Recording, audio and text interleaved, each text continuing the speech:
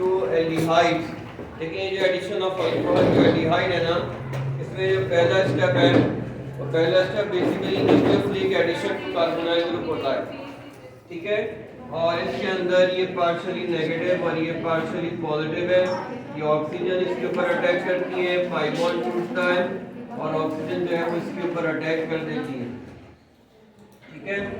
अब इसके बाद हमारे पास क्या बन जाएगा, हमारे पास बन जाएगा ये CH3 है और ये C है, ये H है। अब ये OH बन गया और नीचे से किसने अटैक किया है, OC2H5 ने अटैक किया है, ठीक है। ये हमारे पास इसको कहते हैं Hemy acetal, Hemy acetal.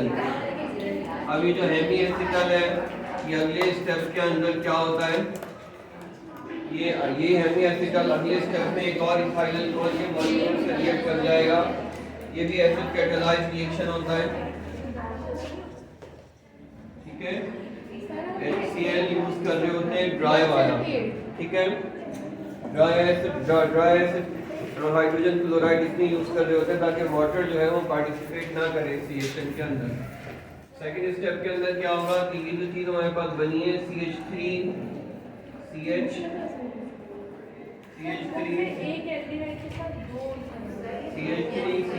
OC2H5। देखिए अगले स्टेप के अंदर क्या होगा कि ये जो हमारे पास बना है ना CH3 CHOH, ठीक है। अगले स्टेप के अंदर ये एक और इथाइल अल्कोहल से रिएक्शन हो जाता है C2H5OH और यहाँ से H और यहाँ से OH ये चले जाते हैं। तो हमारे पास क्या बनता है, ये बनता है CH3 CH और OC2H5 और यहाँ पे जो है ना यहाँ पे भी क्या बन गया O और C2H5 बन गया और क्या बन गया, वाटर बन गया। सेकेंड स्टेप में ये प्रोडक्ट बनती है, इसको हम कहते हैं एसिटल। पहले स्टेप में एक हेमी एसिटल बनता है और वो आगे जाके फिर मजीद एक और अल्कोहल से रिएक्ट करके क्या बना लेता है, एसिटल बना लेता है। अब एसिटल के अंदर ये जो हमारे पास ग्रुप्स है ना, ये जो ग्रुप्स हैं और ये जो ग्रुप है ये बेसिकली ईथर लाइक ग्रुप्स है ना, R कार्बन चेन ऑक्सीजन फिर कार्बन चेन, फिर कार्बन चेन ऑक्सीजन और फिर कार्बन चेन, ये ईथर लाइक ग्रुप्स होते हैं। और ईथर जो है ना अच्छे खासे रिएजेंट से इनर्ट होते हैं। जब कभी भी हमारे पास बेसिकली क्या करते हैं, हमारा एल्डिहाइडिक ग्रुप जो था, एल्डिहाइडिक ग्रुप जो है ना वो बड़ा सेंसिटिव होता है एसिड बेस से। आपको पता होगा कि जो एल्डिहाइडिक ग्रुप है वो माइल्ड ऑफ बेस से क्या हो जाते हैं, अल्डोल कंडेंसेशन रिएक्शन दे देते हैं। लेकिन अब ये जो ग्रुप बना है ना, जो हमने इसको इसके अंदर कन्वर्ट कर दिया, तो अब क्या हो गया कि अब ये प्रोटेक्ट हो गया, ये अब ये किसी भी बेस से रिएक्ट नहीं कर सकता। इसलिए ये क्या हो गया, इसको हम कहते हैं ये प्रोटेक्टिंग ग्रुप लग गई है, इसके अंदर क्या लग गए, प्रोटेक्टिंग ग्रुप लग गए। और ये प्रोटेक्टिंग ग्रुप कैसे हैं, ये ईथर लाइक है और ईथर क्या होते हैं, इनर्ट होते हैं। ईथर इतने ज्यादा रिएक्टिव नहीं होते बेसिस से, ठीक है। जब कभी भी हमारे पास कोई बड़ा मॉलिक्यूल होता है ना, कि बड़े मॉलिक्यूल को हमें कभी रिएक्ट कराना होगा बेस पे, और उस बड़े मॉलिक्यूल के अंदर अगर एल्डिहाइड ग्रुप भी आ रहा हो किसी जगह पर और हमें एल्डिहाइड ग्रुप को बचाना हो और किसी दूसरी जगह पर रिएक्शन कराना होता है बेस से, तो हम क्या करते हैं, एल्डिहाइड ग्रुप को ये एसिटल बना देते हैं। एसिटल बनते ही वो प्रोटेक्ट हो जाता है। अब जो है ना एल्डिहाइड ग्रुप जो है ना बेस से रिएक्ट नहीं करेगा, इसलिए कि वो रहा नहीं है, वो एसिटल बन गया है। फिर हमने जहाँ रिएक्शन कराना होता है बेस से वहाँ रिएक्शन करा देते हैं, ठीक है। जब हमारा डिजायर्ड रिएक्शन डिजायर्ड साइट पे हो जाता है तो फिर हमें क्या करना होता है, हमें अपने एल्डिहाइड ग्रुप को रीजनरेट करना होता है। और लकीली अपने एल्डिहाइड ग्रुप को रीजनरेट करना बड़ा आसान है। जब हम एल्डिहाइड ग्रुप को रीजनरेट करना चाहते हैं तो बस इसको क्या करना होता है, वाटर के साथ इसको एसिडिक कंडीशन दे देते हैं, ठीक है। ये जो ग्रुप हमारे पास बना है CH3 एसिटल जो बना है CH3CH OC2H5 और OC2H5, ये जो हमारे पास बना है इसको हम क्या करते हैं, वाटर से रिएक्ट करा देते हैं। और H पॉजिटिव एसिड की प्रेजेंस में हम इसको वाटर से रिएक्ट करा देते हैं, और जब हम इसको वाटर से रिएक्ट कराएंगे तो क्या होगा, CH3 और C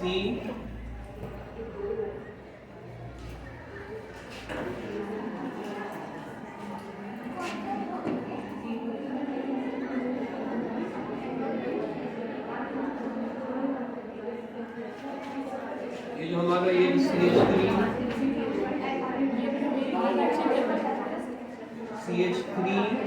और ये C और ये H और ये O, ये पार्ट हमारा वाटर से रिएक्शन के नतीजे में क्या होता है, सेपरेट हो जाता है। ये गया और ये गया, ठीक है। जब ये बॉन्ड ब्रेक होंगे तो ऑक्सीजन पार्शियली नेगेटिव है, वो वाटर का क्या लेगी, पार्शियल पॉजिटिव, और ये पार्शियली पॉजिटिव होती है तो ये वाटर का पार्शियली नेगेटिव पार्ट ले लेगी। अब अगर ये दो फ्रैगमेंट अलग हो गए, अगर ये दो फ्रैगमेंट अलग हो गए तो इसका मतलब है कि ऑक्सीजन को एक नया बॉन्ड बनाना है, इस वाली ऑक्सीजन को एक नया बॉन्ड बनाना है, इस कार्बन को भी एक नया बॉन्ड बनाना है, तो ये आपस में डबल बॉन्ड बना लेते हैं। और जब ये दो फ्रैगमेंट होंगे तो ये जाएगा OH के साथ और ये जाएगा H के साथ, ठीक है। तो हमारे पास क्या बनेगा, जब ये वाटर के साथ सेपरेट होगा तो ये बनेगा C2H5OH, C2H5OH। ये समझिए कि ये जो ऊपर वाला था ना वो ये बन गया, और ये जो साइड वाला है C2H5O, ये क्या बन गया, दोनों इथाइल अल्कोहल में कन्वर्ट हो जाते हैं, ठीक है। दोनों इथाइल अल्कोहल में कन्वर्ट हो गए, हमारा एल्डिहाइड ग्रुप जो था वो क्या हो गया, रीजनरेट हो गया, ठीक है। तो ये इस तरीके से हमने क्या किया, तो पहले हमने एल्डिहाइड ग्रुप को प्रोटेक्ट किया, एसिटल बनाया, फिर हमने जो करना था रिएक्शन कर दिया, उसके बाद हमने अपना कंपाउंड को रीजनरेट करने के लिए बस बहुत आसानी से वाटर के साथ हमने इसको बॉईल कर दिया, बस हमारा कंपाउंड क्या हो गया, रीजनरेट हो गया। एसिटल बनाने का एक मकसद ये होता है कि अगर आपको अपने मॉलिक्यूल को अल्कलाइन रिएजेंट से प्रोटेक्ट करना हो, बेसिक कंडीशन से बचाना हो कि बेस यूज भी हो जाए और हमारा जो है ना वो भी ना हो, हाँ एल्डिहाइड ग्रुप रिएक्ट भी ना करे।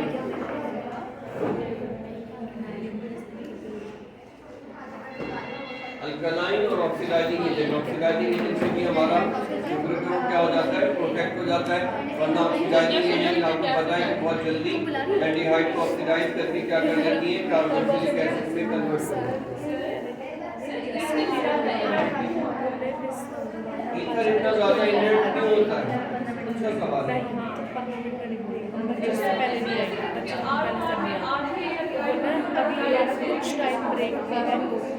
देखिए ईथर के ग्रुप के अंदर जो ईथर का ऑक्सीजन है उसके बाद लोन पेयर होता है, लोन पेयर होने का मतलब ये कि वो एसिड के ऊपर अटैक तो कर सकता है, ठीक है। तो लेकिन इसके अंदर क्या होता है कि पाई बॉन्ड नहीं होता, पाई बॉन्ड की एब्सेंस की वजह से ये इसकी रिएक्टिविटी कम होती है। इसके मुकाबले में जो एल्डिहाइड्स होंगे, जो कीटोन्स होंगे, जहाँ जहाँ पाई बॉन्ड होंगे वो बहुत ज़्यादा रिएक्टिव होंगे, ठीक है। स्टेरिक हिंड्रेंस नहीं कह सकते, यानी स्टेरिकली हिंड्रेड ईथर भी हो सकता है कि ऐसा ईथर हो जिसमें जो कार्बन चेन हो टर्शरी दोनों तरफ लगी नहीं हो, वो डेफिनेटली स्टेरिकली हिंड्रेड हो जाएगा, ठीक है।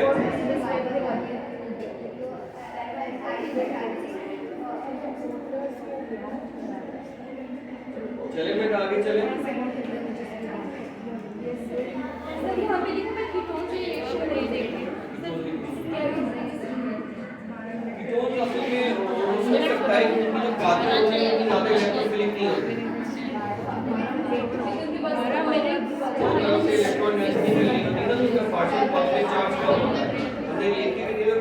इसके अंदर एल्डिहाइड और एल्डिहाइड कीटोन में जो लीस्ट रिएक्टिव होते हैं ना वो कीटोन होते हैं।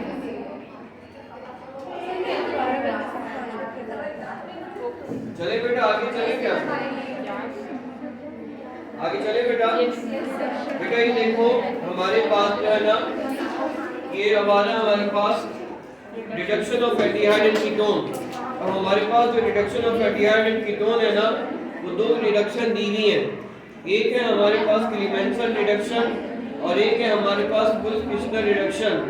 ये जो दोनों रिडक्शन है ना, ये बड़ी समझे कि बात सुनो, ये बड़ी खतरनाक किस्म की रिडक्शन रिएक्शन होते हैं। इससे कि डायरेक्ट रिड्यूस करके एल्डिहाइड और कीटोन को डायरेक्ट रिड्यूस करके अल्केन में ले जाते हैं।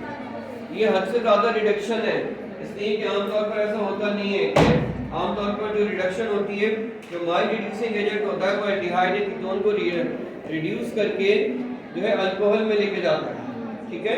लेकिन ये बहुत खतरनाक रिड्यूसिंग एजेंट है। ये जो है ना, मैं आपको बता देता हूँ।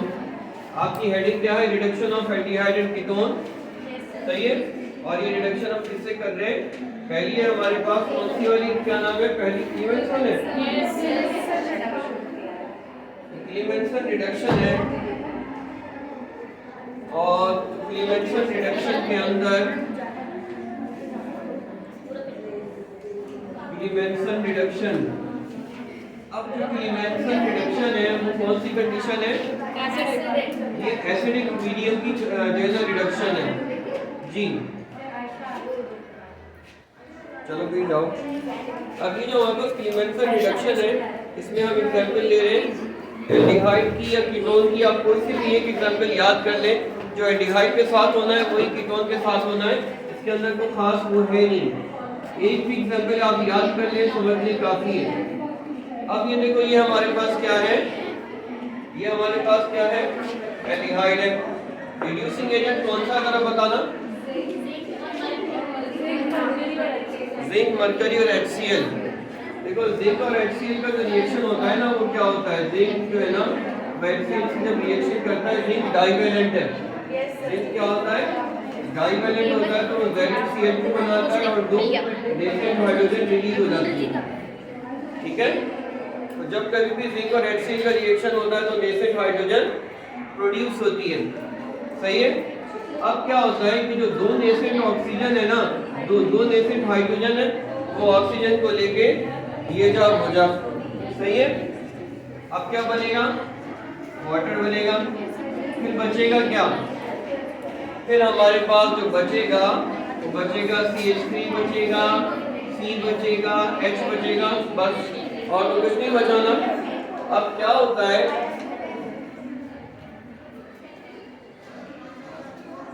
इधर आके बैठो फौरन। अब क्या होगा? दो वैकेंसीज आ गई, दो वैकेंसीज के ऊपर क्या हुआ? दो और हाइड्रोजन आती है, टोटल 4 हाइड्रोजन कंज्यूम हो जाती हैं और हमारे पास क्या मिल गया? अल्केन मिल गया।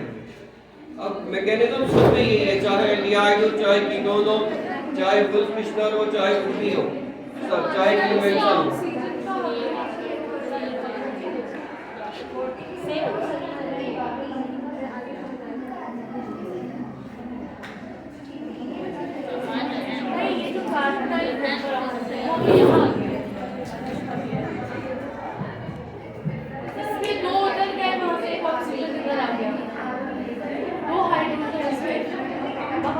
दो हाइड्रोजन जाके ऑक्सीजन को लेके आ गए,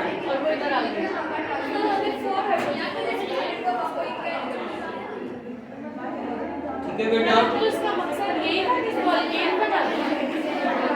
रिड्यूस करना बेटा, बात सुनो जरा। ये जो कंडीशन है, ये जो रिडक्शन है ना, ये बहुत स्ट्रॉन्ग कंडीशन की रिडक्शन है। Yes, you both of you get out of the class, get out.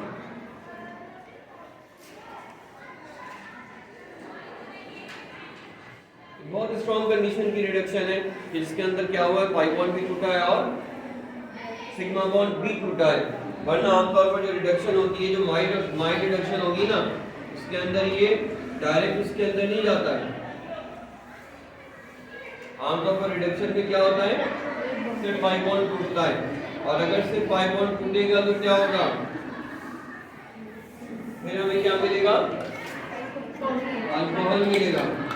तो ये माइल्ड रिड्यूसिंग एजेंट होते हैं ना, उनके अंदर हमें अल्कोहल मिलता है। लेकिन अगर बहुत स्ट्रॉन्ग कंडीशन होती है तो सिग्मा भी जाता है और पाई बॉन्ड नहीं जाता है। सर एक कीटोन के साथ में दिखाया है। तो बेटा सेम मैकेनिज्म है, कोई डिफरेंस नहीं है, ठीक है। कीटोन के अंदर भी दो हाइड्रोजन ऑक्सीजन को लेके जाएंगे। जी बोलो बेटा। सर ये जो कीटोन के साथ रिएक्शन में N2 भी आ रहा है, ये N2 गलती से आया है, इसको कट कर दो। सर ये आपकी सारी रिएक्शन के लिए कैसे भी करोगे? हाँ बेटा ये गलती से आ गया, इसको हटा दो। ये जो है ना इसके अंदर देख लो ना, ये N2H4 है ना, उसके अंदर आ गया हुआ ये जो अगली जो है ना कंडीशन जो हमारे पास वो है उसमें आएगा, लेकिन इसमें गलती से आ गया।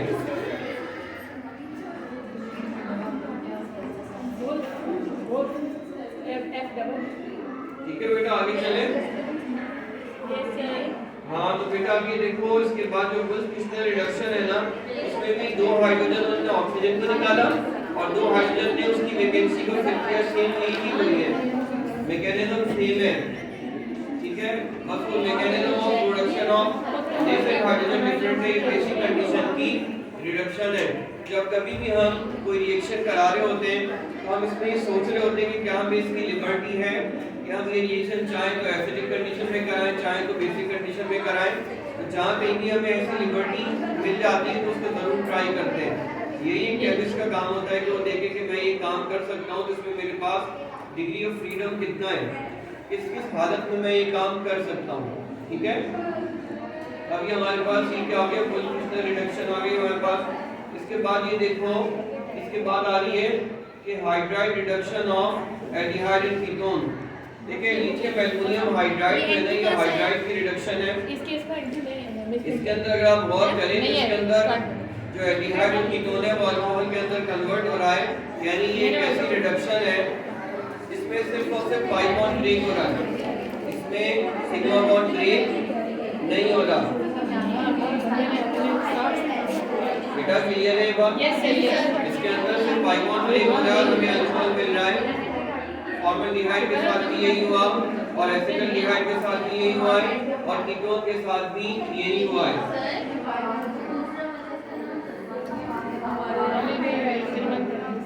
Sodium borohydride NaPH4 sodium borohydride और लिथियम एल्युमिनियम हाइड्राइड, सही है। अच्छा ये ध्यान में रखिएगा कि जो हाइड्राइड होते हैं ना, इनमें IDE का मतलब क्या होता है कि इनमें हाइड्रोजन जो है ना वो नेगेटिव होती है। शायद मैंने आपको पहले बात बताई थी, ये लिथियम एल्युमिनियम हाइड्राइड ये प्लस होता है, ये +3 होता है, ग्रुप 3 का है ना, तो ये टोटल मिलके -4 हो जाती है, ठीक है। शायद इससे पहले कोई बात की, देखो ये क्या होता है, ये एल्युमिनियम होता है ना, ये एल्युमिनियम ट्राइवेलेंट होता है, ठीक है। एल्युमिनियम क्या होता है, ट्राइवेलेंट होता है और ट्राइवेलेंट होने का मतलब क्या है कि ये ग्रुप 3 का बेचारा 3 से ज्यादा बॉन्ड बना ही नहीं सकता, ठीक है। लेकिन इसके भी दिन फिरते हैं, इसकी भी किस्मत चमकती है और क्या होता है कि इसका सामना हो जाता है लिथियम हाइड्राइड से। लिथियम हाइड्राइड में ये +1 और ये -1 है, तो फिर क्या होता है कि यहाँ से एक हाइड्राइड निकलता है और इसके साथ कोऑर्डिनेट कोवैलेंट बॉन्ड बनाता है। ये हाइड्राइड नेगेटिव बन के निकला और इसने दोनों इलेक्ट्रॉन अपने एल्युमिनियम के साथ मिलकर कोऑर्डिनेट कोवैलेंट बॉन्ड बनाया और इसके दिन फिर गए। एल्युमिनियम का ऑर्बिट क्या हो गया, कंप्लीट हो गया, लेकिन ये क्या हो गया, नेगेटिव हो गया। अब वो जो लिथियम जो है ना, जो हाइड्राइड इसको छोड़ के गया था, तो वो लिथियम भी परेशान था कि मैं क्या करूं, लेकिन वो भी कहता है कि ज़्यादा दूर जाने की ज़रूरत नहीं है, ये नेगेटिव है मैं पॉजिटिव हूँ, चलो भाई, वो भी आसपास ही सेटल डाउन हो जाता है। ये ऐसे बनता है लिथियम एल्युमिनियम हाइड्राइड, सही है।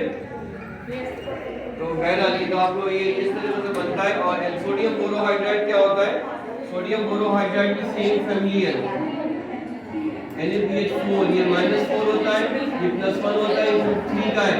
ये दोनों आपस में छोटे भाई और बड़े भाई है ना, ये बोरॉन ऊपर होता है, एल्युमिनियम नीचे होता है, सही है। दोनों का एक ही ग्रुप होने का ज़्यादा टेंडेंसी एक ही होती है, सही है। चलिए आगे। अब ये कोऑर्डिनेट कोवैलेंट बॉन्ड होते हैं, लेकिन इनके अंदर जितने भी हाइड्रोजन है ना, सारे पार्शियली नेगेटिव होते हैं, इसलिए कि एल्युमिनियम पार्शियली पॉजिटिव होता है। तो जब भी ये इसको छोड़ के जाते हैं ना एल्युमिनियम को, तो इलेक्ट्रॉन इससे लेके जाते हैं, हाइड्राइड नेगेटिव बन के निकलता है। ठीक है बेटा, आगे चले। अब ये देखो बेटा, आपने ये रिडक्शन देख ली और इसके बाद हमारे रिएक्शन में hydrogen cyanide using carbon nucleophile. Carbon nucleophile में पहला जो रिएक्शन है, ये इधर आके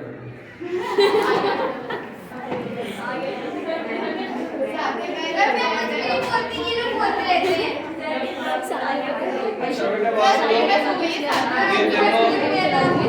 ये देखो ये जो है ना बेटा, बात सुनो, ये रिएक्शन में हाइड्रोजन साइनाइड है, इसमें साइनोहाइड्रिन बनता है। क्या ये हमने पहले कभी पढ़ा है? पता नहीं सर, पहले पढ़ा था, पहला रिएक्शन यही पढ़ा था, एडिशन ऑफ हाइड्रोजन साइनाइड। इसलिए ये रिएक्शन आपका होमवर्क है। इसके बाद देखो बेटा, बेटा बात सुनो जरा, इसके बाद है page number 180, using nitrogen nucleophile. Nitrogen nucleophile में जो RNH2 है, इसमें कोई बताएगा कि ये R क्या है? जी RG है, इसमें RNH2 में ये RG है। ठीक है, तो ये भी आप लोग पढ़ चुके हैं। ये अमोनिया डेरिवेटिव का रिएक्शन है। इसमें आपके पास क्या बना है? C double bond N R, और ये C डबल बॉन्ड N क्या होते हैं? ये इमीन होते हैं। ठीक है, अभी जो RNH2 है ना, इसकी इसी तरह हमारे पास ARNH2 भी होते हैं, यानी एरोमेटिक अमाइन भी होते हैं। तो एरोमेटिक अमाइन भी रिएक्शन दे देंगे। ये क्या कहलाते हैं? देखो ये पेज नंबर 180, प्राइमरी अमाइन और aromatic amine undergo nucleophilic addition reaction with aldehyde और ketone to give carbinol amine. क्या कहलाते हैं? Carbinol amine, which then dehydrate to give substituted amine, जो हमें क्या करता है? डिहाइड्रेट होके सब्स्टिट्यूटेड अमीन देता है। ठीक है, ये उन्होंने वो वाले रिएक्शन की बात की है जो उन्होंने बीच में एक स्टेप होता है ना, जिसमें आपको पता है OH बनता है और OH और H विसिनिटी में होते हैं, फिर वो डिहाइड्रेट होते हैं। तो वो जो जिस स्टेप के अंदर OH बनता है ना, उसको कहते हैं कार्बिनोल अमीन। अच्छा, उसके बाद देखें using oxygen as a nucleophile. आप देखें ऑक्सीजन को न्यूक्लियोफाइल के तौर पर अगर आप रिएक्ट कराएंगे तो वाटर के साथ उन्होंने रिएक्शन दिखाया है, और वाटर के साथ रिएक्शन हम देख लेते हैं।